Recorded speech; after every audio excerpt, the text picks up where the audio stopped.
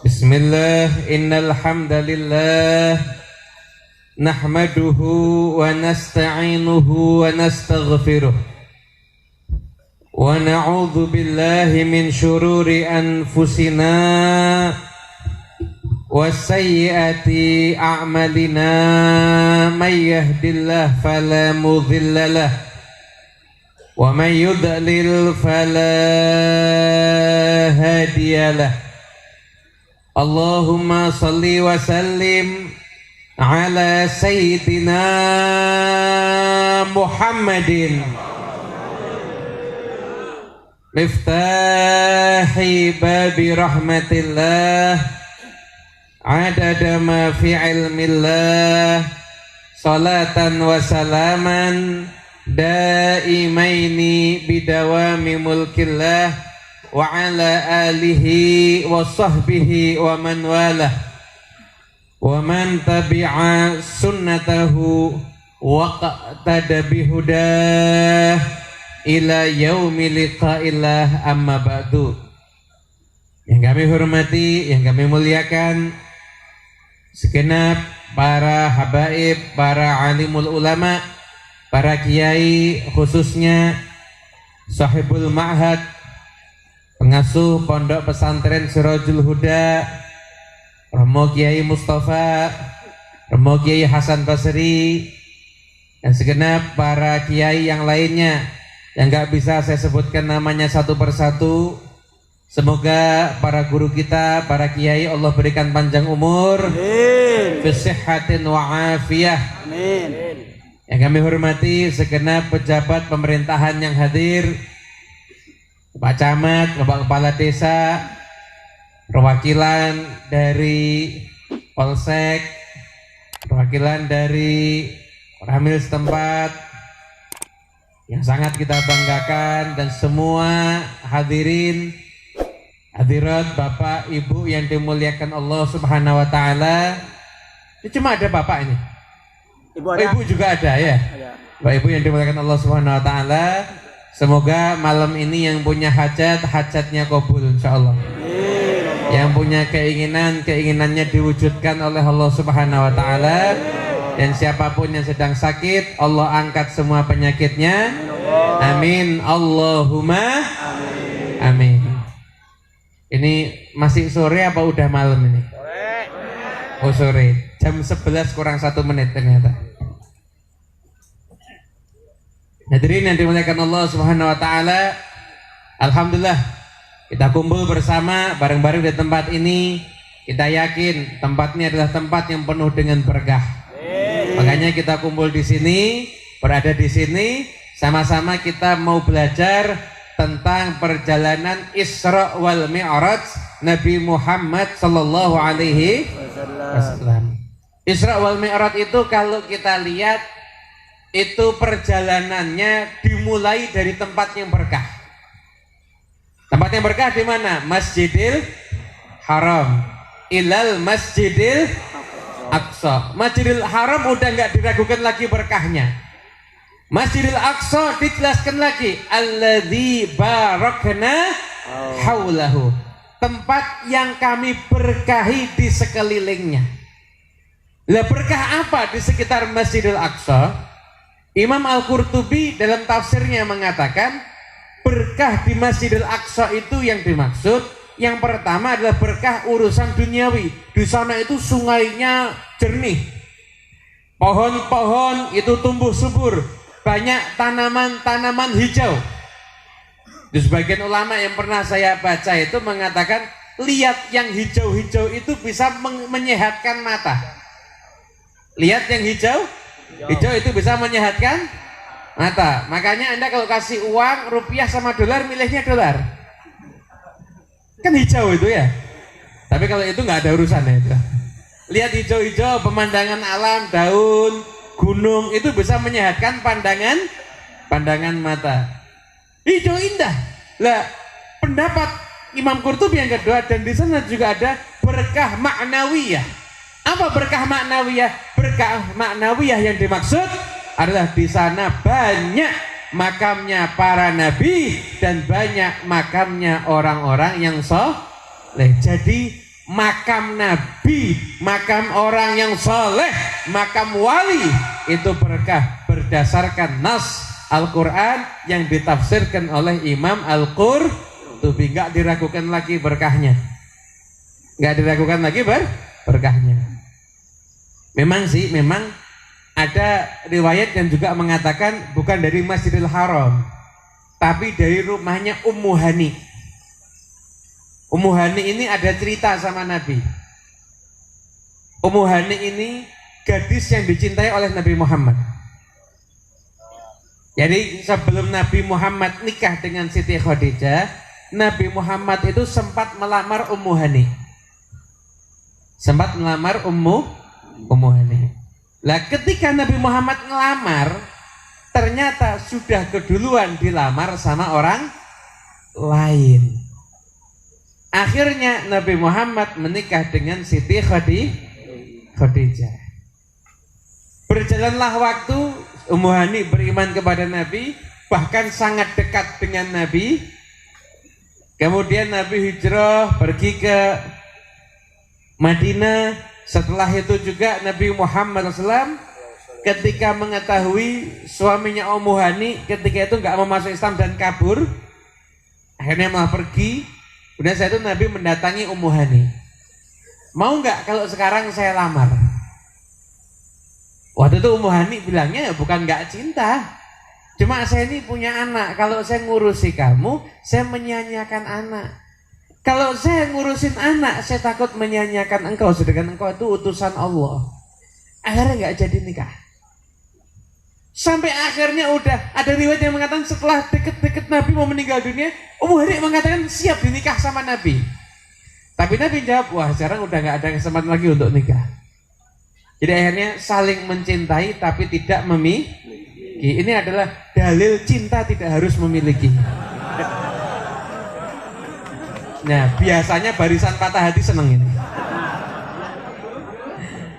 Biasanya barisan patah hati itu Nabi itu cintanya ditolak pernah.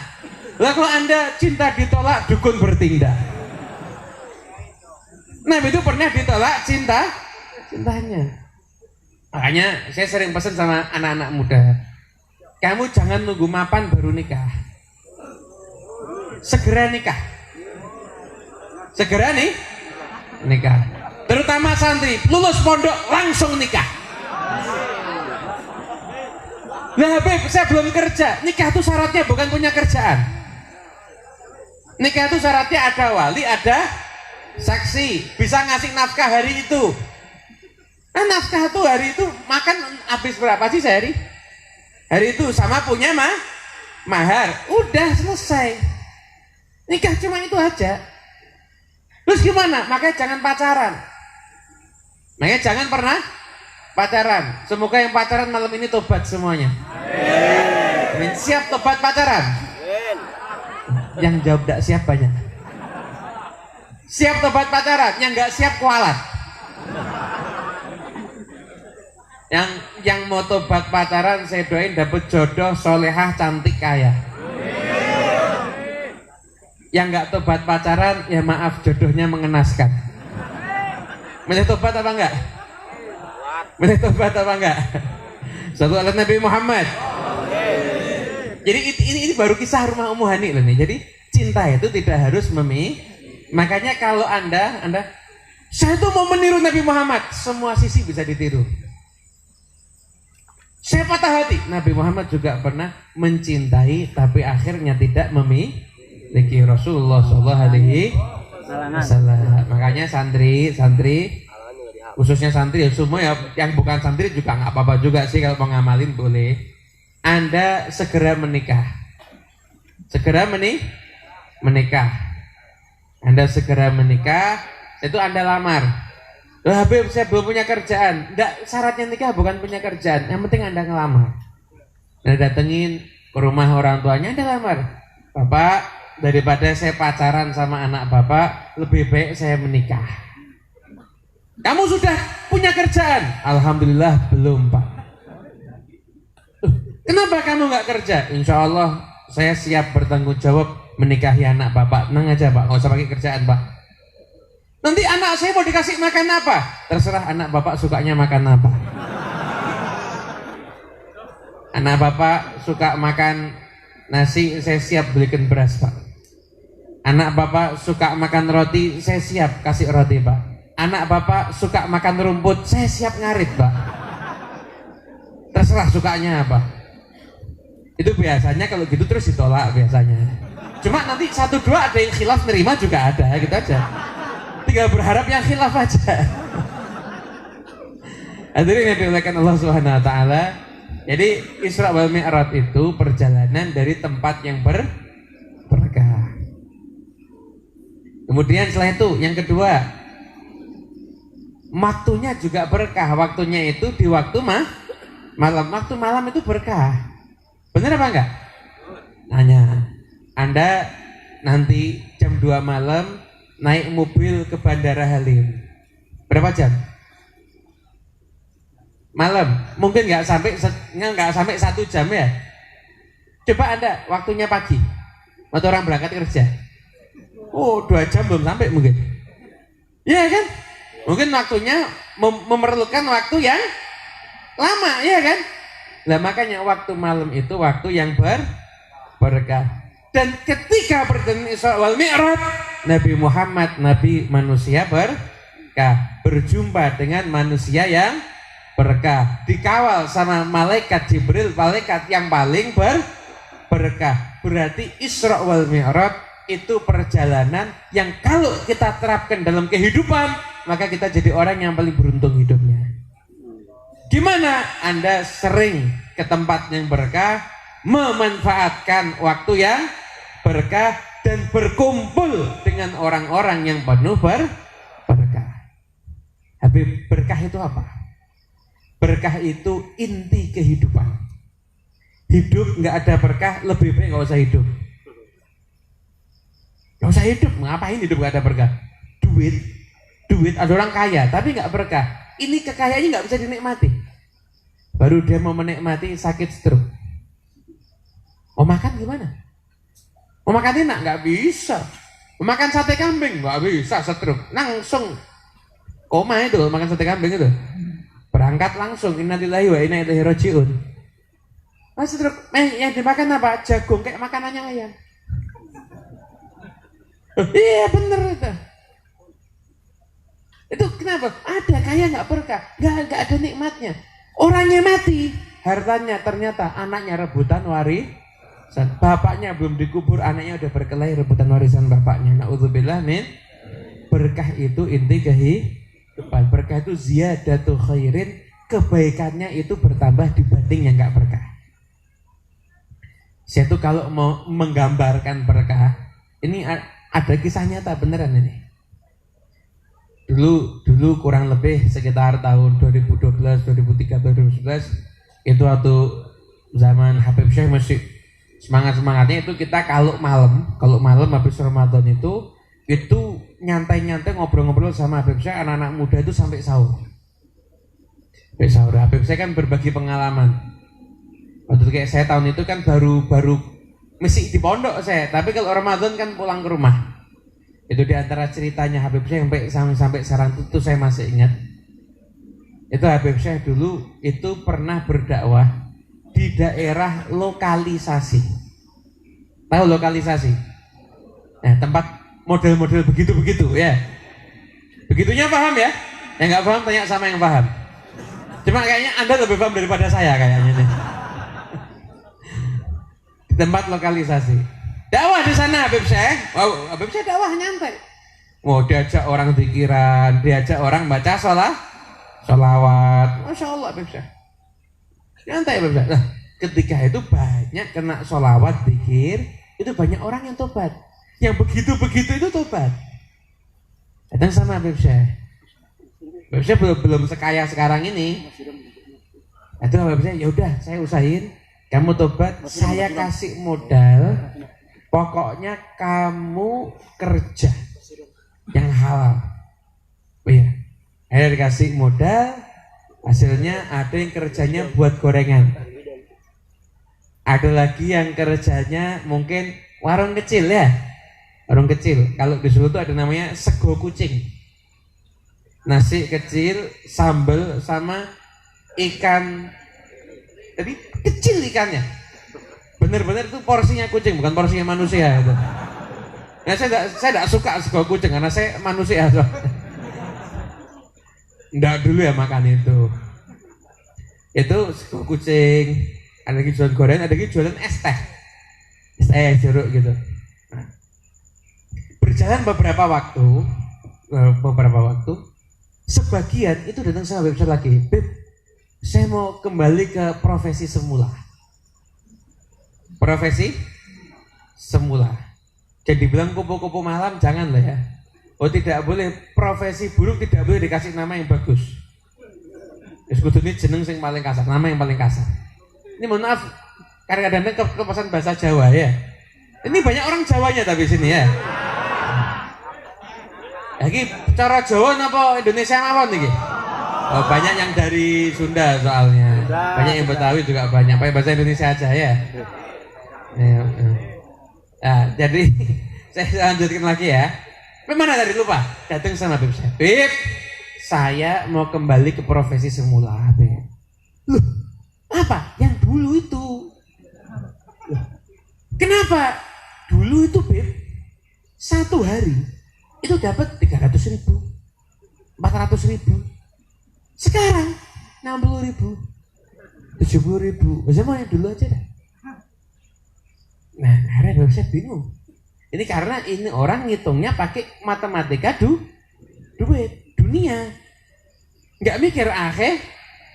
Akhirnya saya subhanallah dapat jawaban yang sangat indah. Gini, kamu dulu sehari 300.000, 400.000. Nanya seminggu bisa nabung berapa? Wah, nggak pernah bisa nabung, Beb. Habis terus uangnya. Nah sekarang 60.000, 7.000, kamu seminggu bisa nabung enggak? Alhamdulillah bisa nabung, Beb. Kadang 20.000 seminggu nabungnya, kadang 30.000, tapi bisa nabung. Ya sudah, dulu duitnya banyak tapi nggak barokah. Yang sekarang ini duitnya dikit tapi barokah. Oh, baru sadar lagi. Akhirnya tetap menjalani dengan profesi yang hal itulah namanya berkah. Ada rezeki berkah. Ada ilmu juga berkah. Ada satu makalah yang indah. Al-ilmu kathir wal barakah qalil walladhi yajma'u bainahuma aqal. Ilmu itu banyak, barakah itu dikit. Yang bisa menggabungkan dapat ilmu, dapat berkah itu lebih sedikit. Ada santri, setiap ustadznya ngomong dicatat, dia bisa jawab. Ilmu dapat, dapat berkah belum tentu. Saya main dapat berkah, ustadznya belum datang, dia sudah duduk di tempat pengajian. Sebelum saja datang, dia sudah duduk, nyiapkan apa yang diperlukan sama ustadznya. Itulah santri yang berkah. Karena mau gak mau, barokahnya santri itu bukan dinilai. Barokahnya santri itu ada pada khidmat. Di Jawa ini ada kiai Quran yang topnya luar biasa. Dari Kudus. Kiai Muhammad Arwani. Kiai Arwani tahu kan? Jangan ngaku pecinta ulama, enggak kenal sama Kiai Arwani lah ya. Kiai Arwani itu orang hebat. Anda tahu kenapa rahasianya ilmunya berkah? Kan banyak tuh Arwani kan? Anda lihat hampir setiap pondok tahfidz itu kalau minta ustadz pasti dari pondoknya Kiai Arwani. Berkah apa enggak ilmunya? Itu kenapa? Ada kisahnya itu. Jangan dikira sembarangan, enggak, ada kisahnya. Itu Kiai Arwani itu dulu ngajinya di Mbah Kiai Mansur Popongan, Klaten, dekat Solo. Ngaji di sana. Lah sekali waktu hari Jumat pulang Jumatan. Jumat itu waktunya libur kan kalau anak pondok. Waktunya libur, nyantai pulang Jumatan. Lah, ketika pas di depannya Kiai ada 3 santri. Kiai langsung dawuh, langsung ngasih perintah. Nah, jedingnya kurasem. Kamar mandinya dikuras. Lah, 3 orang ini insya Allah jadi orang hebat semuanya. 3 orang ini yang 2 ke kamar dulu ganti baju. Kiai Arwani nggak pakai ganti baju, langsung ke kamar mandi, langsung bersihin kamar mandi. Gurunya lihat dipanggil, ilmumu cukup, insya Allah kamu berkah, silahkan kamu dakwah. Jadinya berkah. Barokah itu begitu. Makanya ngaji jangan cuma cari nilai. Ngaji dengan hanya cari muka apalagi. Tapi ngaji itu cari berkah, dan berkah itu ada ketika Anda berkhidmat. Ada Kiai Umar Abdul Manan di Solo yang pengasuh Pondok Al Mu'ayyad, pendirinya itu mengatakan kalau ada santri yang mau khidmat di bab yang santri yang lain nggak ada yang mau, ini nanti ilmunya paling berkah di antara yang lainnya. Jadi ada ilmu berkah, ada harta juga berkah, ada umur juga berkah, ada umur berkah, ada umur gak berkah, ada. Usam dikasih umur 80 tahun, mimpi Kanjeng Nabi tidak pernah. Sholat khusyuk tidak bisa, menikmati zikir tidak pernah, main kartu remi istiqomah. Itu namanya umur tidak Tapi ada orang maksud umurnya mungkin cuma 40 tahun, tapi Masya Allah meninggalkan kenangan indah di masyarakat. Matinya muda tapi dikenang. Tiap orang mengenang akhlak mulianya. Sekian orang pernah ditolong, sekian orang lagi pernah dibantu. Dia buat gerakan dakwah, kalau mungkin dia ulama, kalau dia orang biasa, dia tuh membuat orang itu terkenang dengan kemuliaan akhlaknya. Ini orang umurnya ada orang umur 80 tahun, ini tetangganya kalau lihat dia, ini matinya kapan sih nih? Kok yang baik-baik umurnya pendek, yang nyebelin kok umurnya panjang? Itu namanya itu umur berkah. Nah, sekarang pertanyaannya, Anda kepengen enggak hidupnya berkah? Pengen apa enggak? Jawabnya kurang kompak. Pengen apa enggak? Kalau Anda pengen hidupnya berkah, mulai sekarang Anda sering ke tempat yang berkah. Sering ke tempat yang berkah. Ada yang nanya, saya tuh di rumah punya madrasah, ada santri anak-anak muda. Ustadz, bagaimana hukumnya nonton bioskop? Ya saya jawab, kalau yang ditonton kartun ya nggak ada masalah. Nggak ada masalah, cuma kamu harus tahu, seandainya kamu nonton, terus kamu mati di sana, itu orang kira-kira beranggapan kamu su'ul khotimah apa husnul khotimah? Hah? Ada orang, naudzubillah min dzalik, semoga nggak terjadi ya.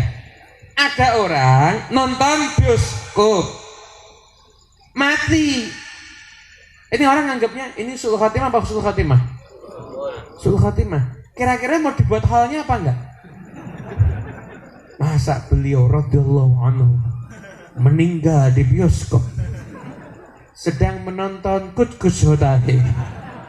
Jadi ini hal paling tidak keren ini hal ini. Jadi ada umur itu berkah, ada berkah, dan kuncinya Anda harus sering, pertama tempat yang berkah. Mana sih tempat berkah? Masjid. Usahakan sholatnya itu ada di mosok dari dulu sampai sekarang sholat di rumah terus. Tapi kalau di rumah kan kalau berjamaah juga dapat pahala 27. Benar, dapat pahala jamaah iya, tapi tetap beda dengan di masjid. Pertama, kalau di masjid itu pasti lebih khusyuk. Ada satu kiai cerita, benar sholat di masjid itu lebih khusyuk. Saya tuh mesti sholat Allahu Akbar, istrinya datang, Mas, duit 100.000 yang di kantong saya pakai ya. Diem dia, ini orang sholat diajak ngobrol. 100.000 Mas, itu saya pakai ya. 100.000 tuh yang di kantong saya pakai ya Mas ya. Ya kayaknya saya mau khusyuk, langsung duduk pandangan. Oh iya, terima kasih. Amblas duit 100.000 karena sholat di rumah. Ada lagi malah sholatnya di toko. Sholat di toko, dia jaga toko, bentar lagi anaknya datang. Nah, jaga toko. Ini rokok di Samsu sama Jarum mahal mana? Samsu. Tidak rokok, tidak paham ya? Samsu. Mahal di Samsu ya? Ya. Umpama nih. Pesan mana? Nah, kamu jaga toko ya? Iya. rokok Cisamsu harganya 20.000.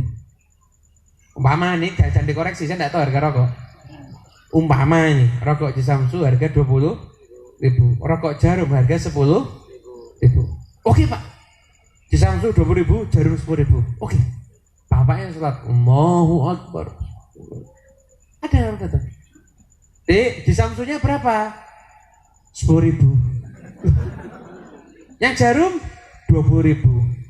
Bapaknya sholatnya khusyuk apa enggak ini? Allahu Akbar. Sami Allahu liman hamidah. Fasih-fasihkan sore. Biar anaknya ingat. Berapa nak? Jarumnya berapa? 20.000. Di Samsu berapa? 10.000. 10.000. Ya sudah, kalau itu saya beli 10 bungkus.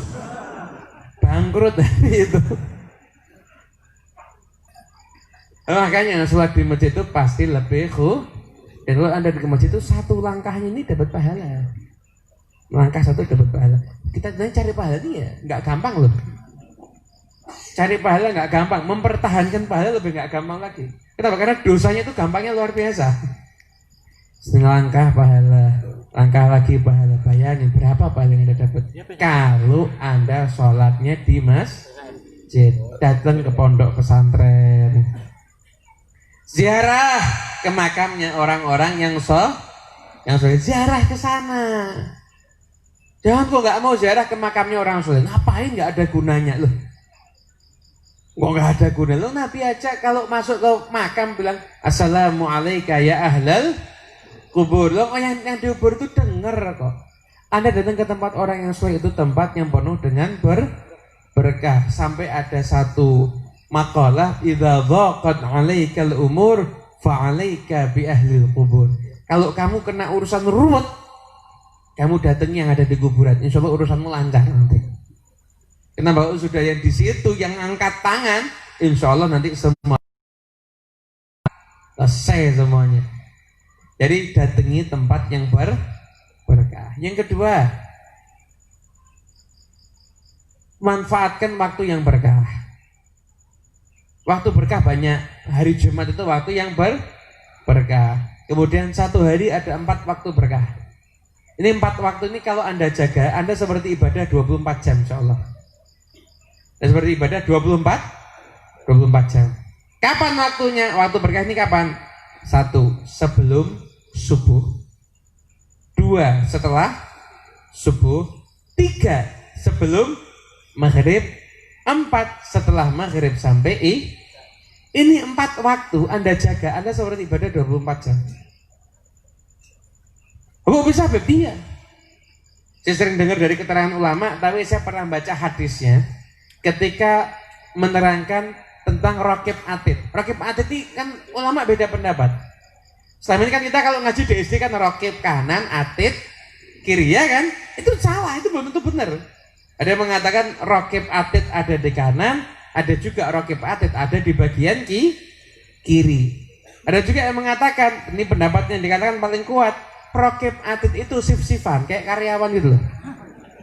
Shift pertama dari subuh sampai maghrib, shift kedua dari maghrib sampai subuh. Setelah itu yang jaga selalu sama kita, ada sama kita terus, namanya malaikat hafadzah.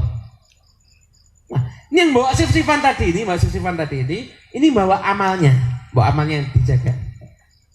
Bawa Allah, ya Allah, ini amal hambamu. Ya udah, Allah nggak lihat semuanya, Allah dilihat dulu. Awal gimana, akhir gimana. Kalau awalnya amal soleh, akhirnya amal soleh, berarti diantara itu semua dosa-dosa diampuni, dianggap itu amal soleh. Tapi tentunya satu, kalau dosa kecil. Yang kedua, kalau dosa sama Allah, bukan dosa sama makhluk. Jadi kalau dosanya Anda utang, Anda nggak bayar, sekalipun sujud sampai kepalanya retak nggak diampuni. Sekalipun puasa sampai badannya kurus kayak senarnya gitar, nggak akan diampuni. Kenapa? Dosanya sama manusia, antara itu diampuni sama Allah. Nanti shift kedua, maghrib sampai subuh juga sama. Allah lihatnya Pak, ada maghrib sama sebelum subuh ngapain? Amal soleh, ya udah. Antara itu dosanya diampuni oleh Allah, diterima amalnya, dianggap amal soleh. 4 waktu. Shift pertama kapan? Yang dilihat apa berarti? Setelah subuh. Kemudian akhirnya sebelum maghrib.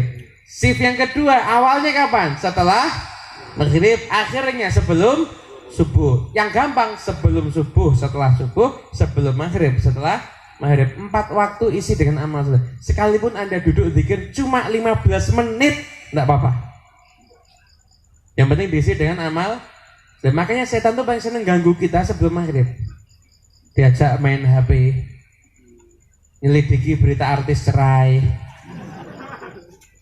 Orang sekarang ini ngikuti berita artis cerai. Seherat manfaatnya itu apa? Tambah soleh enggak? Tambah pinter enggak? Tambah goblok kemungkinan? Bener. Dikira cerainya beneran, kadang settingan. Enggak cerdas orang-orang ini. Enggak paham dibuat mainan. Setan tuh seneng goda kita apa? Itu waktu itu semua mesti setan goda. Makanya kita jangan sampai kalah sama setan. Jangan kalah sama setan. Makanya setan jangan diajak temenan. Oh temenan sama setan nggak keren. Kapan-kapan selfie coba sama setan. Upload orang-orang kan serem takut semuanya misalnya orang. Nah, jadi Anda cari tempat yang berkah. 2 waktu yang berkah. 3 manusia yang Siapa manusia yang berkah? Manusia yang berkah itu tentunya adalah orang tua. Jangan sampai kurang ajar sama orang tua. Maksiat terbanyak di akhir zaman. Durhaka. Betul apa betul? Mohon maaf, satu kampung ini yang minum minuman keras bisa dihitung dengan jari mungkin. Dan mungkin tidak ada. Yang pakai narkoba bisa dihitung dengan jari dan mungkin tidak ada. Tapi maaf. Mohon maaf ini. Orang yang durhaka dengan orang tuanya, anak durhaka sama orang tuanya, setiap rumah mungkin ada.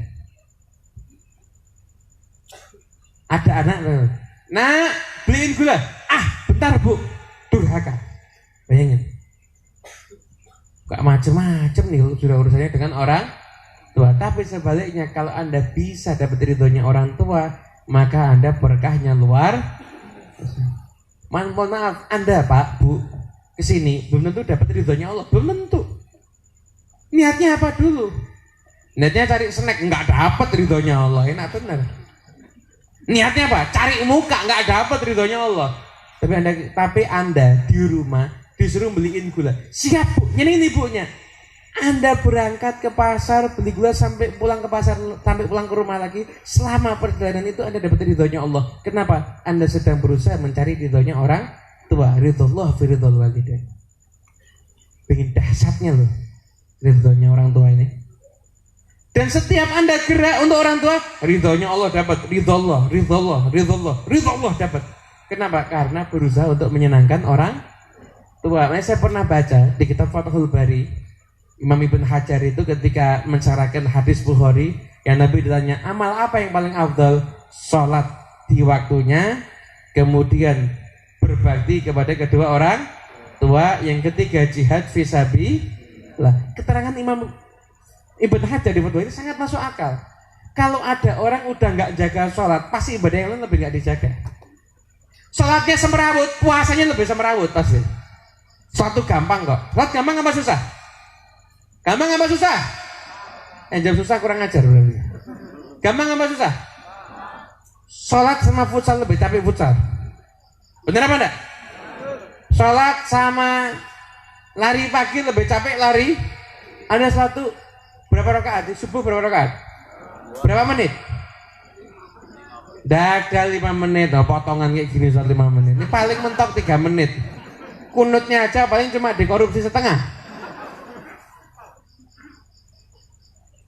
Salat subuh 3 menit.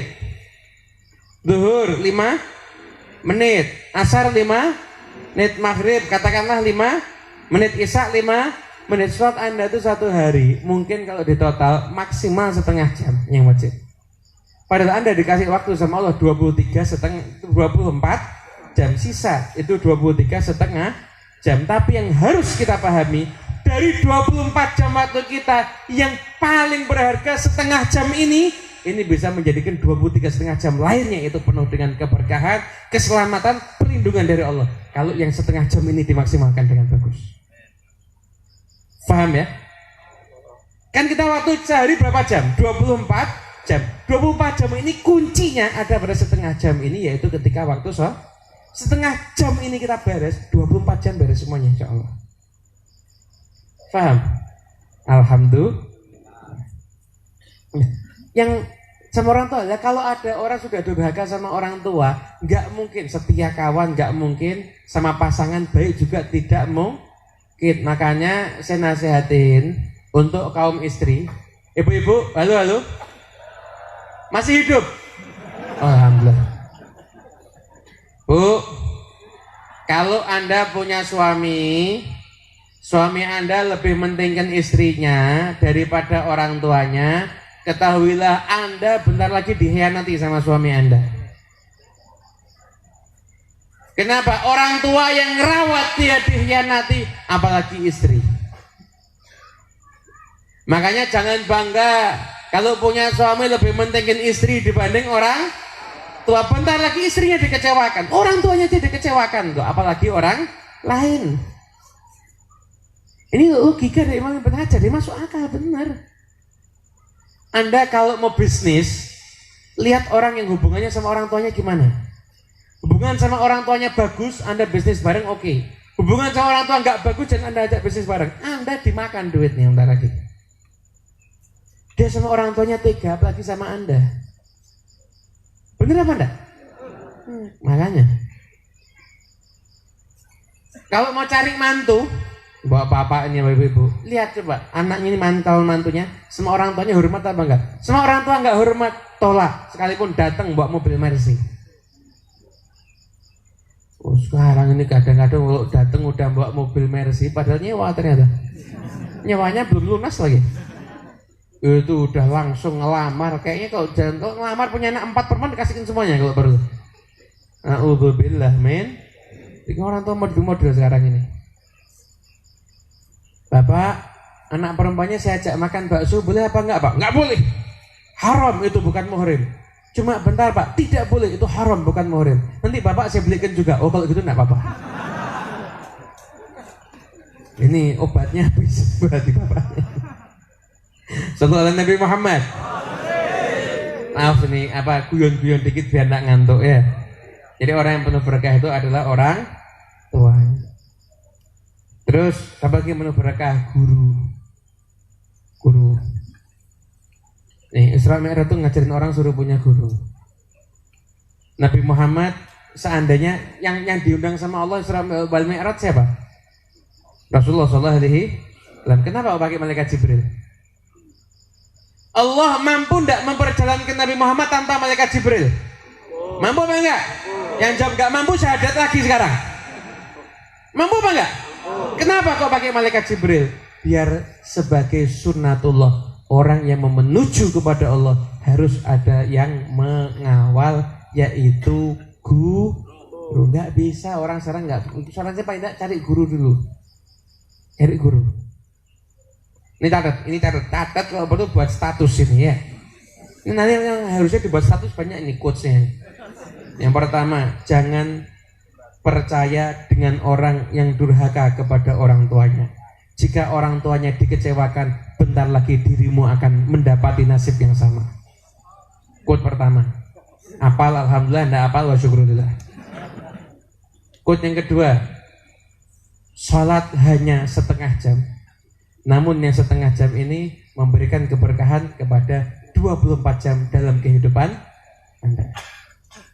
Quote yang kedua. Quote yang ketiga. Oh lali. Oh iya, quote yang ketiga ini. Problem orang di zaman sekarang, satu, tidak punya guru. Yang kedua, salah pilih guru. Problem semuanya ini. Tidak punya guru, yang kedua salah pilih guru. Nggak mungkin merasakan lezatnya iman kecuali harus orang yang punya guru. Saya pernah baca. Ini ada di nasihat ulama salaf. Ada nasihatnya Habib Ahmad bin Abdurrahman As-Segaf. Ayahnya Habib Abdul Qadir. Ulama namanya Habib Abdul Qadir bin Ahmad As-Segaf. Meninggal tahun 2010. Itu gurunya banyak ulama. Ya gurunya Habib Umar bin Hafid, gurunya Habib yang terkenal sekarang ini Habib Taufik As-Segaf, gurunya Habib Lutfi, Habib Abdul Qadir bin Ahmad Assegaf. Ayahnya itu dalam nasihatnya pernah menyampaikan begini. Ada orang ibadah, kok nggak salah ketika itu 50 tahun ibadah. 50 tahun ibadah. Tapi nggak merasakan kenikmatan atau bekas sedikit pun dalam hatinya. Akhirnya bilang saya tutup, nggak mau ibadah lagi. Percuma, ibadah nggak ada gunanya. Udah, akhirnya dia terus mau ngapain? Kerja, cari duit, fulus. Iya, bil fulus kuluh mulus. Nggak ada fulus mampus. Oh, cari fulus dah sekarang. Nggak mau kerja, ibadah ngapain? Nggak ada gunanya. Jadi nggak senang ibadah, bayangin. Akhirnya orang itu kerja, ternyata kerja nggak kaya. Akhirnya dengar ada orang punya ilmu kimia. Kimia itu orang bisa menciptakan emas. Datang. Saya katanya dengar kata kamu punya ilmu kimia, betul. Kamu mau kimia yang sughro apa yang kubro? Sughro itu berarti urusan duit, kubro itu urusan saya mau yang sughro, yang kubro udah saya cari 50 tahun nggak dapat, nggak mau nyari. Sughro aja. Ajarin. Oh, ada syaratnya apa? Kamu tinggal di mushola saya khidmat selama setahun. Ya Allah, ibadah lagi berarti. Ya udah. Pokoknya yang penting kan saya ini dapat emas, menikmati hidup, punya duit banyak. Khidmat setahun di mushola, udah setahun dihitung, nagih. Pak, ini mau diajarin. Udah. Sebelum saya ajarin, kamu cari orang yang terawam di kampung ini. Yang paling awam ya? Iya. Cari. Dapat orang setengah teler, habis ngompol di celana. Dia tanya, agamanya apa? Islam. Tahu sholat? Sholat itu apa ya? Awam ini. Tahu Quran? Nggak tahu. Zakat? Nggak tahu. Oh, ini. Kamu mau dikasih hadiah sama guru saya? Nggak pakai embel-embel hadiah, nggak mungkin mau diajak pergi. Dibawa. Ini orang terawam ini. Bisa ngompol teler. Sholat nggak tahu. Cocok ini. Bagaimana yang guru minta? Oh, yang penting dapat emas lah lagi. Ini orang awam tadi sama gurunya. Dilihat dari ujung kepala sampai ujung kaki. Dilihat yang pertama, orang ini mulai terisak-isak nangis. Dilihat lagi yang kedua, ujung kepala sampai ujung kaki, nangis beneran. Lihat lagi yang ketiga, dari ujung kepala sampai ujung kaki, nangis. Dan saya itu munajat dengan bahasa yang indah, yang tidak mungkin mengeluarkan bahasa itu kecuali wali min auliyaillah. Kok bisa secepat ini jadi wali? Katakan karena dia sekalipun dipandang saja, tapi dia dipandang oleh bimbingan guru. Kamu ibadah 50 tahun tapi nggak ada bimbingan guru, kamu tidak mencapai apa yang dia capai, sekalipun hanya dalam jangka waktu 3 kali pandangan. Jadi itu wali mentransfer apa yang ada pada dirinya kepada orang awam tadi itu. Lah jangan pakai bilang, ini kan nggak masuk akal Habib. Tak terjelasin nih.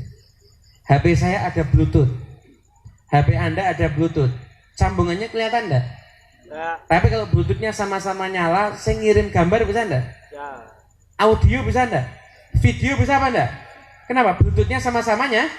Lo Bluetooth aja Anda percaya, apalagi ilmunya wali. Masa ilmunya walinya Allah kalah sama Bluetooth? Nih orang-orang ini karena nggak percaya sama ilmunya wali, akhirnya mau dibuat percaya sama ilmunya orang kafir. Bener apa enggak? Wali itu bisa transfer apa yang ada. Makanya di tempat ini saya yakin pasti ada walinya. Oh, di mana enggak tahu.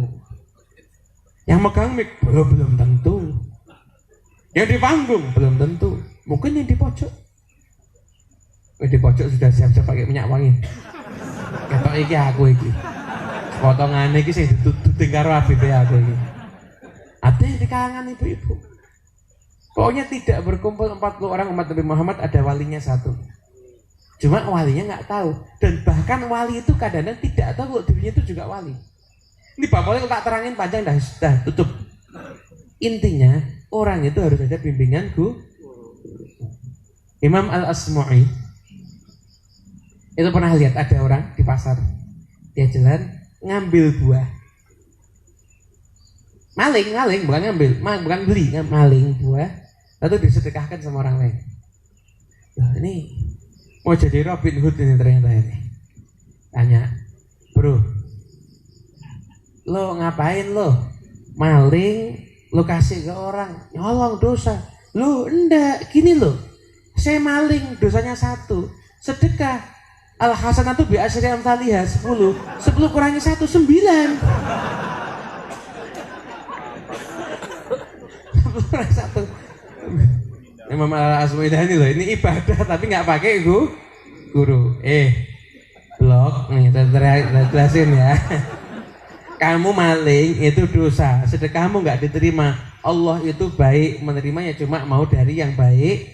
Makanya problem orang zaman sekarang itu karena tidak punya guru. Terus gimana Beb cari guru yang benar? Kenapa? Jangan sampai Anda lepas dari problem pertama masuk ke problem yang kedua. Kenapa? Salah pilih guru. Jangan salah pilih guru, jangan asal. Nabi itu menyatakan ada ulama itu ulama su lebih dikhawatirkan dibanding dajjal. Ulama su itu ada.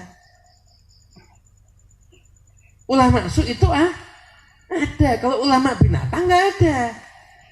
Nggak ada ulama dari binatang. Ngawur yang bilang. Ulama su itu ada ulama su, ada beneran.